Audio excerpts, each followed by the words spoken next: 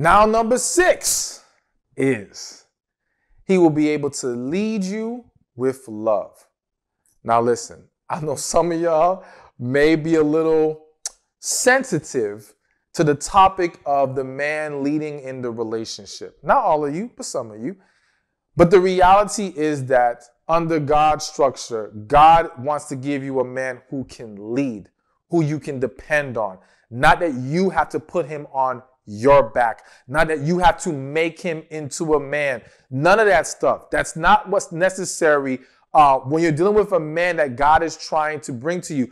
Because even if you believe you need to help this man develop, then that can be done within the construct of friendship. But to be entering into romantic relationships with men who are not capable of leading you is extremely problematic, and it will go against what God wants to establish. Because if he cannot lead you, we start to now go downhill from there. Because the reality is that when a man can't lead a woman, that woman is not going to be able to respect him. Even if initially you can navigate through it, at some point, his inability to take lead, be assertive, make decisions, have vision, have a plan is going to turn you off. All right. It's going to throw things off in the relationship. And now everything is going to get worse because now the respect goes, the attraction starts to go. The intimacy starts to go. The communication starts. Everything starts to fall apart because that respect isn't there. I always say if a man doesn't have a woman's respect, he will not have her love. So you've got to understand that you can't be trying to get with men who at their current state, you do not believe in their ability to lead in a relationship and think it's going to work itself out later. I'm not saying no one has ever pulled it off, but the majority of people fail miserably. The majority of people end up resenting their partner. And again, none of those things would be glorifying God. So why would God set you up for that? That's not how he wants this to be. But understand something. Yes, God wants to give you a man who can lead you with love. Remember, I said with love, not be your dictator, not simply, tell you what to do and you just do it and shut up. No, someone who's going to listen to you, consider your feelings, and do what is best for the team, the unit, you and this person being together, moving in the same direction, all right? But though he's going to give you a man who can lead, you have to prepare yourself as a woman who can be led. The reality is that some of you struggle in that area.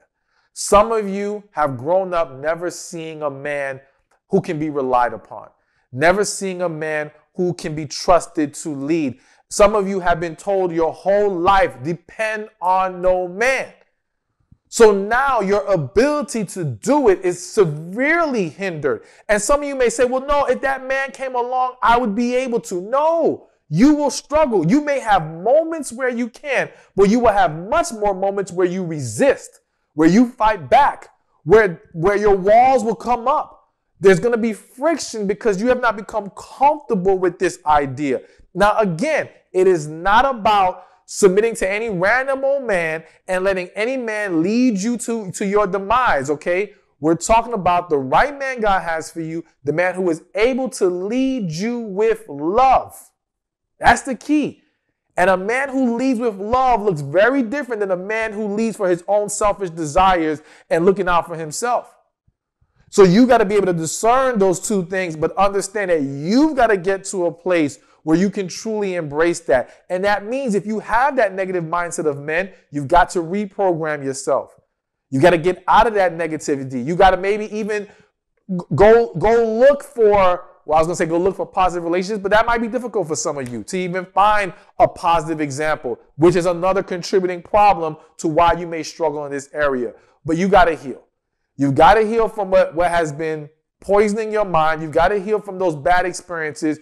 You've got to heal from any of the dysfunction you've gone through because you've got to get to a place where you can truly embrace this man leading with love because that's going to create the most harmony in that relationship. It's going to give you peace. It's not about giving the man power. It's about giving you peace.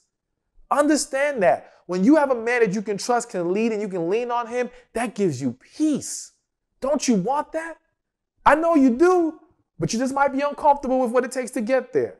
But work on it. Pray about it. But trust and believe that's going to be another piece of this puzzle. Hey, thank you for watching this video. Be sure to check this one out right here, and I'll see you there. So the first thing I want you to be mindful of when God sends the one is to slow down and pray more. So quick story. There was a woman where she actually went through a relationship and